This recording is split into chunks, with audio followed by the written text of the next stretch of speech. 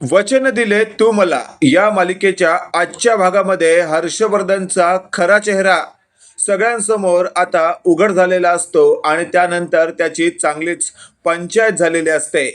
खरं तर हर्षवर्धनला स्वतःहून काहीही कबूल करायचं नसतं, पण आता ऊर्जाने असा काही डाव खेळलेला असतो ज्यामुळे हर्षवर्धनला स्वतःहून आता सगळं काही कबूल करावं लागतं. ऊर्जाने 4 पावलं पुढे जात हर्षवर्धनच्या कॉल लिस्टची आता चांगली तपासणी केलेली असते आणि येत्या काही 10 दिवसाच्या आत हर्षवर्धनने नेमके कोणाला कसे कॉल केले होते आणि त्यात काय बोललं गेलं ही सगळी माहिती गुपचूप ऊर्जाने मिळवलेली असते आणि त्याच माहितीच्या आधारावर हर्षवर्धनची चांगलीच आता बोबडी ऊर्जाने वळवलेली असते.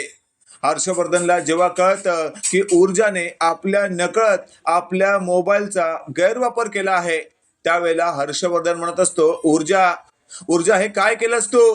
तुझी हिंमत कशी झाली माझ्या मोबाईलची उलट तपासणी करायची? त्यावर ऊर्जा म्हणत असते, हर्षवर्धन जहागीरदार, मी जे काही केलंय ना ते तुम्हाला खूपच चुकीचं वाटत असेल, पण तुम्ही जे काही केलंय ते खरंच तुम्हाला योग्य वाटतंय का? त्यावर हर्षवर्धन म्हणत असतो, मला माहिती आहे मी जे काही केलंय तेही चुकीचं आहे, पण तुला निमूटपणे समजावण्यात आलं होतं माझ्या घरापासून माझ्या मुलापासून 4 हात लांब राहा, पण शेवटी तू माझ्या मुलाला तुझ्या प्रेमाच्या जाळ्यात अडकवलंस आणि त्यानंतर माझ्या भल्या मोठ्या प्रॉपर्टीवर तुझा डोळा होता.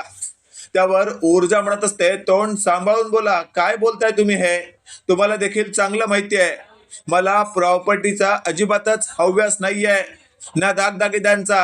हे सगळं ऐकल्यावर हर्षवर्धन म्हणत असतो, हो ही फक्त बोलायची गोष्ट आहे, पण तुझ्या मनात काय चाललंय हे कोणाला माहिती आहे? तू 4 चौकात बोलशील की मला प्रॉपर्टीशी काही घेणं देणं नाहीये, पण तुझ्या मनातलं तुलाच माहिती ना. त्यावर ऊर्जा म्हणत असते, आता मला बोलण्यात वेळ दवडायचा नाहीये, मी तुम्हाला काय सांगते ते नीट ऐका. तुम्ही जर आता तुमचा गुन्हा कबूल करणार असाल तर ठीक आहे, नाहीतर मी माझ्या पद्धतीने थेट तुमची आता वाटच लावते. त्यावर हर्षवर्धन थेट ऊर्जा समोर हात जोडतो आणि म्हणत असतो, बघ मी हर्षवर्धन जहागीरदार आजपर्यंत कोणासमोर हात जोडले नाहीत, पण तुझ्या समोर हात जोडतोय कारण माझा नाईलाज झालाय, माझी काहीतरी कमजोरी तू पकडली आहेस. त्यावर ऊर्जा म्हणत असते, हर्षवर्धन जहागीरदार, मला तुमची फालतू बडबड अजिबातच ऐकायची नाहीये. आतापर्यंत तुमच्यामुळे खूप वेळ वाया गेलाय, यापुढे जर माझा वेळ वाया गेला तर त्या प्रत्येक वेळाचं तुम्हाला रुमांचुक्त करावं लागेल. हे वाक्य ऐकल्यावर हर्षवर्धन म्हणत असतो, नाही नाही असं काही होणार नाही, पण तू माझी बदनामी करायची नाही, मी तुला या सगळ्यातून अलगद बाहेर काढतो. त्यावर ऊर्जा म्हणत असते, तुमची माझ्यावर मेहरबानी नकोय, तुम्ही मला बाहेर काढताय असं अजिबातच दिसलं नाही पाहिजे, उलट तुम्ही चुकी केली, तुम्ही या सगळ्यामध्ये मला स्वतःहून अडकवलं, हे तुम्ही सगळ्यांसमोर मीडियासमोर कबूल करायचं आहे आणि स्वतःचा गुन्हा कबूल करून थेट पोलिसांच्या स्वाधीन व्हायचं आहे. त्यावर हर्षवर्धन ऊर्जासमोर हात जोडतो. हर्षवर्धन म्हणत असतो, ऊर्जा ऊर्जा मी तुझ्यासमोर नतमस्तक होतो, पण मला पोलिसांसमोर नतमस्तक व्हायला भाग पाडू नको. हवं तर मी त्या बाईला हवी तेवढी भरपाई देतो, तिचे हातपाय जोडून माफी मागतो, पण या सगळ्यातून मला वाचव. त्यावर ऊर्जा म्हणत असते, स्वतःच्या इज्जतीची इतकी काळजी होती, मग हे सगळं करताना डोकं तुमचं कुठे भरकटलं होतं? त्यावर तिथे हर्षवर्धनचा मुलगा शौर्य आलेला असतो. शौर्य म्हणत असतो, ऊर्जा काय चाललंय तुझं? हे माझ्या डॅडशी अशा कोणत्या लँग्वेजमध्ये बोलतेस तू? त्यावर हर्षवर्धन म्हणत असतो, शौर्य शौर्य जरा गप्पा बस. त्यावर शौर्य म्हणत असतो, नाही डॅड, आत्तापर्यंत ऊर्जाने तुमचा केलेला अपमान मी कसं काय विसरू? तुम्हाला ते सडेतोड बोलते आणि तुम्ही निमूटपणे गप ऐकून घेताय. असं काय घडलंय ज्यामुळे तुम्ही आज काही बोलत नाही आणि तीच फक्त बोलते? त्यावर ऊर्जा म्हणत असते, शौर्य वाटलंच मला तू अर्धवट ऐकशील आणि गोंधळ घालशील. त्यावर ऊर्जाला शौर्य म्हणत असतो, मी गोंधळ घालतोय? माझ्या डॅडला नको नको ते बोलतेस तू, त्यांचा अपमान करतेस तू आणि मी निमूटपणे ऐकू? एक तर त्यांनी तुझ्यावर मेहरबानी केली, तुला तुरुंगातून सोडवलं, तेही बेलवर. कोणी सोडवायला तयार होतं का? अगं ॲडव्होकेट वैशाल कीर्तीकर याने तुझी 7 दिवसांची रिमांड मागितली होती, आठवतंय ना? काय केलं असतंस तू 7 दिवस? खितपत पडली असतीस तुरुंगात. ना हवा, ना पाणी, ना जेवण व्यवस्थित, ना झोप. काय अवस्था झाली असती तुझी. आणि त्याच डॅडने तुझ्यावर उपकार केले, तर त्या उपकारांचं असं ऋण फेडतेस तू. आता ऊर्जा, शौर्य जे काही बोलत असतो ते सगळं ऐकत असते. आणि अशातच आता शौर्य बोलता बोलता अचानक थांबतो आणि लगेचच बोलू लागतो, काय गे ऊर्जा, अशी मूर्तीसारखी गप्प उभीस का आहे? बोल ना, फक्त माझं ऐकणार आहेस का? त्यावर शौर्यला ऊर्जा म्हणत असते, हो, जोपर्यंत तू हर्षवर्धन जसं भुंकतात तसं भुंकशील ना, तोपर्यंत मी फक्त ऐकणार. आणि ज्या वेळेला तू गप्प बसशील ना, तेव्हा मी बोलणार, कारण तू माझं काही ऐकून घेतोस. त्यावर ऊर्जाला शौर्य म्हणत असतो, शब्द जपून वापरा, लक्षात ठेव, माझ्या डॅडचा मी कोणत्याही प्रकारे अपमान सहन करणार नाही. आणि अशातच आता थेट शौर्यला मागून कुमुदिनीने आवाज दिलेला असतो, शौर्य, तू शब्द जपून वापर. ज्या ऊर्जावर तू आता आरोप करतोयस ना, त्या ऊर्जाला तुझ्याच या नालायक बापाने या सगळ्यामध्ये अडकवलं होतं. आणि आज तिला बेलवर सोडून स्वतः हिरो बनण्याचा प्रयत्न करतोय. हे सगळं ऐकल्यावर आता शौर्य म्हणत असतो, आजी, आजी तू काय बोलतेस आहे? तुला काही माहिती आहे का? माहीत नसेल तर उगाचच या सगळ्यामध्ये पडू नको. त्यावर शौर्यला आता कुमुदिनी म्हणत असते, वाटलंच मला, ज्या बायकोवर जीवापाड प्रेम केलंस, ज्या बायकोला एवढा जीव लावलास, आज तिचंच ऐकत नाहीयेस तू. माझं काय ऐकणार? तेवढ्यात शौर्य म्हणत असतो, आजी असं काहीच नाहीये. तू ऐकलं असतंस ना की ऊर्जाने डॅडशी कशा प्रकारे संवाद साधला, कशी डॅडची इज्जत रस्त्यावर आणली. त्यावर कुमुदिनी म्हणत असते, त्याला कारणीभूत तुझा हा नालायक बाप आहे. त्याने तसं केलंय म्हणून ऊर्जाला तसं बोलावं लागलं. जर आज ऊर्जाने सगळे काही पुरावे शोधून नसते काढले ना, तर या नालायकाने ऊर्जावर जणू उपकारच केलेत अशा वेशात हा फिरला असता. हे सगळं ऐकल्यावर शौर्य म्हणत असतो, म्हणजे आजी, आजी तू या ऊर्जाला पाठीशी घालू नको हा, मला काय ते सत्य कळलं पाहिजे. त्यावर कुमुदिनीने आता शौर्याच्या थोबाडावर ते पुरावे मारलेले असतात, जे पुरावे ऊर्जाने शोधून काढलेले असतात. आता शौर्य ते पुरावे नीट निरखून पारखून पाहत असतो आणि त्याला एकदमच असा धक्का बसतो. शौर्य म्हणत असतो, आजी काय आहे काय हे सगळं? त्यावर कुमुदिनी म्हणत असते, तू सुद्धा वकील आहेस ना, नाही कळत तुला काय आहे ते? त्यावर हर्षवर्धनचा हा मुलगा शौर्य म्हणत असतो, आजी हे तर माझ्या डॅडच्या विरोधातले पुरावे आहेत. त्यावर कुमुदिनी म्हणत असते, हो ना, आलं ना लक्षात? उगाचच ऊर्जा हर्षवर्धनच्या विरोधात जाईल का? त्यावर शौर्य म्हणत असतो, डॅड काय आहे हे सगळं? म्हणजे तुम्हीच माझ्या ऊर्जाला या सगळ्यात अडकवलं होतं तर? त्यावर हर्षवर्धन म्हणत असतो, शौर्य, शौर्य नीट ऐकून घे, तुला जे दिसतंय ते खरं नाहीये. त्यावर कुमुदिनी म्हणत असते, हर्षवर्धन जरा तरी लाज असेल ना, तर आता उगाचच स्वतःच्याच मुलाला यात फसवू नको. सांग त्याला खरं, तुझ्यात हिंमत असेल तर, की तूच हे सगळं घडून आणलं होतंस. त्यावर हर्षवर्धन म्हणत असतो, आईसाहेब, आईसाहेब का माझ्या मुलासमोर माझी लाज घालवताय? त्यावर कुमुदिनी म्हणत असते, कारण तू तसा वागलायस. काय काय गरज काय होती तुला असं सगळं वागायची? आणि अशातच आपण पाहतोय आता तिथे शौर्याने लगेचच आता कुमुदिनीला म्हटलेलं असतं, आजी आता तर मी डॅडच्या विरोधात जाणार आहे.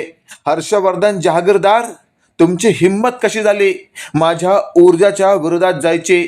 आता तर मी तुम्हाला फरफटत मीडियासमोर नेणार आणि मीडियासमोर तुम्हाला सत्य कबूल करायला भाग पाडणार. हे सगळं ऐकल्यावर मात्र आता तिथे कुमुदिनीला ऊर्जा म्हणत असते, आजी, आजी माझी इच्छा अशी आहे की शौर्य जे काही बोलतो ते आपण नाही करायचं, कारण हर्षवर्धन सरांची काहीतरी इज्जत आहे. त्यावर कुमुदिनी म्हणत असते, बघ बघ हर्षवर्धन, ही मुलगी किती तुझा विचार करते. खरं तर या मुलीने तुला फाट्यावर मारलं पाहिजे, पण ती तुझा, शौर्याचा आणि या घराचा विचार करते, मी कमावलेल्या इज्जतीचा विचार करते. हे सगळं ऐकल्यावर आता हर्षवर्धन म्हणत असतो, हो हो आईसाहेब, मी तर चुकलोय, मला या चुकीची शिक्षा हवीच आहे. तुम्हीच सांगा आता मी काय करू? आणि अशातच आता कुमुदिनी म्हणत असते, ऊर्जा एक गोष्ट लक्षात ठेव, तुला जर असं वाटत असेल की या हर्षवर्धनला भर चौकात सत्य कबूल करून घ्यायचं याच्याकडून, तर तू तसं करून घेऊ शकतेस. तेवढ्यात तिथे विजया आलेली असते आणि विजया आता थेट कुमुदिनीला म्हणत असते, आईसाहेब, आईसाहेब काय बोलताय तुम्ही? हे स्वतःच्या मुलाच्या विरोधात तुम्ही असं कसं बोलू शकता? आणि काय केलंय माझ्या नवऱ्याने? इतके सगळे तुम्ही त्याच्या विरोधात चाललात. तेवढ्यात आता विजयाला कुमुदिनी म्हणत असते, हर्षवर्धन आज जे काही वागलाय ना विजया, ते पाहता यापुढे त्याला तुरुंगात जावं लागेल. त्यावर विजया म्हणत असते, कोण पाठवणार आहे माझ्या नवऱ्याला तुरुंगात? तेवढ्यात कुमुदिनी म्हणत असते, ऊर्जा, ऊर्जावर हर्षवर्धनने आत्तापर्यंत जो काही अन्याय केला आहे ना, त्या अन्यायाची माफी हर्षवर्धनने जर भर चौकात मागितली तर ठीक आहे, नाहीतर ऊर्जा त्याच्या विरोधात तक्रार दाखल करेल. आणि ऊर्जाने जर तक्रार दाखल केली तर हर्षवर्धनला तुरुंगात जाण्यापासून कोणीही अडवू शकत नाही. हे सगळं ऐकल्यावर आता विजयाला चांगलाच घाम फुटलेला असतो. आणि अशातच आता काही तासांपूर्वी विजयाने ऊर्जाला घरातून बाहेर हाकलून दिलेलं असतं. आणि आता त्यातच आता विजया चांगलीच गारटलेली असते. कुमुदिनी म्हणत असते, काय ग विजया, आता तू जरा आवाज चढव ना. मगाशी खूपच आवाज चढवला होतास की या मुलीला या घरात पाय देखील ठेवू देणार नाही. आता काय? आता तुला माहितीये का, तिच्या मनात आलं ना तर ती तुला या घरातून बाहेर काढेल. हे सगळं ऐकल्यावर विजया म्हणत असते, आईसाहेब, आईसाहेब काय बोलताय तुम्ही हे? आणि असं बोलताना तुम्हाला काहीच कसं वाटत नाही? तेवढं आपण पाहतोय आता तिथे पद्मा आलेली असते. पद्मा म्हणत असते, ऊर्जाताई मला तुला काहीतरी सांगायचं आहे. हे वाक्य ऐकल्यावर आता थेट शौर्य म्हणत असतो, बोल ना पद्मा, काय सांगायचंय तुला? तेवढ्यात पद्मा म्हणत असते, सॉरी सॉरी शौर्य दादा, मी सगळ्यांसमोर नाही सांगू शकत, मला फक्त ऊर्जाताईलाच सांगायचं आहे. हे वाक्य ऐकल्यावर आता थेट कुमुदिनीच्या लक्षात आलेलं असतं की या हर्षवर्धनच्या बाबतीतच काहीतरी नक्की पद्माला सांगायचं असेल ऊर्जाला. आणि अशातच आता ऊर्जा म्हणत असते, ठीक आहे चल या बेडरूममध्ये. आता ऊर्जा पद्माला घेऊन त्या बेडरूममध्ये गेलेली असते. तेवढ्यात आपण पाहतोय विजया आता या हर्षवर्धनकडे आलेली असते आणि ती म्हणत असते, काय हो, काय चाललंय? हे सगळं सगळं तुमच्यावरच उलटलेलं दिसतंय. त्यावर हर्षवर्धन म्हणत असतो, विजया, विजया जरा गप्प बस आणि एक गोष्ट लक्षात ठेव, त्या ऊर्जाच्या विरोधात जाण्याचा अजिबातच प्रयत्न करू नको. मगाशी 2-3 तासापूर्वी तू तिच्यावर गरजली होतीस की या घरात तिला पाय ठेवू देणार नाहीस. पण आता जर पुन्हा तसं काही बोललीस ना तर ती तुला या घरातून बाहेर काढू शकते. कारण या घरावर आता माझंही राज्य राहू शकत नाही. कारण या घरात मी आता पाऊल ठेवण्याच्या लायकीचा राहिलेलो नाहीये. हे सगळं ऐकल्यावर मात्र विजया म्हणत असते, अहो ती चूक तुम्ही केली आहे, त्या चुकीची शिक्षा मी का भोगू? तुम्ही केलेली चूक तुम्ही शिक्षा भोगा. या या ऊर्जाला मी घरात ठेवून घेणार नाही. त्यावेळेला हर्षवर्धन डोकं आपटतो. तो म्हणत असतो, अगं काय चाललंय तुझं?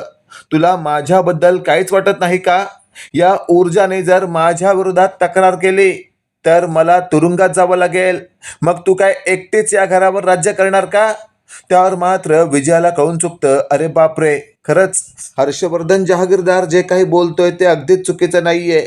इकडे आपण पाहतोय आता ऊर्जा म्हणत असते, बोल ना पद्मा, काय सांगायचंय तुला? तेवढ्यात पद्माने ऊर्जाला असं म्हटलेलं असतं की ताई, या सगळ्या मागचा खरा सूत्रधार मला माहिती पडलाय. त्यावर पद्माला आता ऊर्जा म्हणत असते, काय ग, कोण आहे तो? त्यावर ऊर्जाला आता पद्मा म्हणत असते, या सगळ्या मागचा खरा सूत्रधार हर्षवर्धन जहागीरदार आहेत. हे वाक्य ऐकल्यावर ऊर्जा म्हणत असते, पद्मा, हे मला खूप आधीच कळलं होतं, पण जोपर्यंत माझा संशय पक्का ठरत नव्हता तोपर्यंत मी कोणाला काहीच बोलले नव्हते. पण लक्षात ठेव पद्मा, आता तुला अजिबातच घाबरायची गरज नाहीये. तुझ्या बंटीला कधीच काही होणार नाही, कारण तो विक्रांत तर कायमस्वरूपी गेलाय. पण लक्षात ठेव, त्या विक्रांतला संपवणारा माणूस हा हर्षवर्धनचा निघालाय. त्यामुळे आता हर्षवर्धनचे 12 वाजल्याशिवाय राहणार नाहीत. आणि या केसमधून तर अलगतच माझी सुटका होणार आहे. पण या हर्षवर्धनला आता बघ कशी मी नेस्तनाबूत करते. आणि अशातच आता थेट हर्षवर्धन समोर पुन्हा एकदा पद्मा आणि ऊर्जा येतात. लगेचच आता शौर्य म्हणत असतो, काय ऊर्जा, पद्मा काय म्हणत होती? त्यावर ऊर्जा लगेचच म्हणत असते, तुझ्या नालायक बापाचा खरा चेहरा तिच्यासमोर आल्यामुळे ती चांगलीच हादरली आहे. त्यावर ऊर्जाला आता थेट कुमुदिनी म्हणत असते, ऊर्जा आता फार वेळ न दबडता हर्षवर्धनच्या विरोधात तुला काय कारवाई करायची आहे ते करू शकतेस. आणि अशातच आता ऊर्जाने असं म्हटलेलं असतं, आजी खरं तर मला हर्षवर्धनच्या विरोधात कोणतीच कारवाई करायची नाहीये जर त्यांनी स्वतःहून हा गुन्हा कबूल केला तर. आणि जर गुन्हा नाही कबूल केला तर मला माझ्या पद्धतीने काय करायचं ते मी बघीन. आणि अशातच आता हर्षवर्धन स्वतः बोलत असतो, बाप रे आता काय करू मी. तेवढ्यात आपण पाहतोय आता तिथून हर्षवर्धनच्या गुंडांना पोलिसांनी पकडलेलं असतं आणि त्यांना बदडलेलं असतं. हर्षवर्धनचे गुंड म्हणत असतात, माफ करा आम्ही चुकलो, आम्हाला हे सगळं करायला त्या हर्षवर्धनने भाग पाडलंय. त्यानंतर पोलिसांची एक तुकडी हर्षवर्धनच्या घरी पोहोचलेली असते आणि तिथे हर्षवर्धनला लगेचच आता you are under arrest Harshvardhan sir असं म्हटल्यावर आता थेट हर्षवर्धन म्हणत असतो, ऊर्जा अगं तू माझ्याशी इथे बोलतेस तरीही तू पोलिसांना बोलवलंस. त्यावेळेला शौर्य म्हणत असतो, नाही डॅड चुकताय तुम्ही, ऊर्जा असं नाही करू शकत, बोल ना ऊर्जा, तू बोलू का पोलिसांना. त्यावर ऊर्जा म्हणत असते, अजिबातच नाही. आणि तेवढ्यात कुमुदिनीने पोलिसांना विचारलेलं असतं, तुम्ही माझ्या मुलाला अरेस्ट करायला कसे काय आलात. त्यावेळेला पोलीस म्हणत असतात, या नालायक गुंडांना आम्ही अरेस्ट केली. त्यावेळेला त्यांच्याकडनं कळलं की हर्षवर्धन जहागीरदार यांनी विक्रांतवर गोळ्या झाडण्यासाठी या गुंडांचा वापर करून घेतलाय. हे सगळं ऐकल्यावर मात्र आता कुमुदिनीला कळून चुकलेलं असतं. हर्षवर्धन स्वतःच्या कर्मात मरतोय आणि अशातच आता थेट हर्षवर्धन कुमुदिनीकडे खूप आशेने पाहत असतो की आईसाहेब मला या सगळ्यातून सोडवा. मित्रांनो, काय वाटतं तुम्हाला, खरंच कुमुदिनी आता या हर्षवर्धनला या सगळ्यातून खरंच सोडवलं पाहिजे का? कमेंट करून नक्की कळवा आणि असेच नवनवीन अपडेट पाहण्यासाठी व्हिडिओला लाईक आणि चॅनलला नक्की सबस्क्राईब करा. धन्यवाद.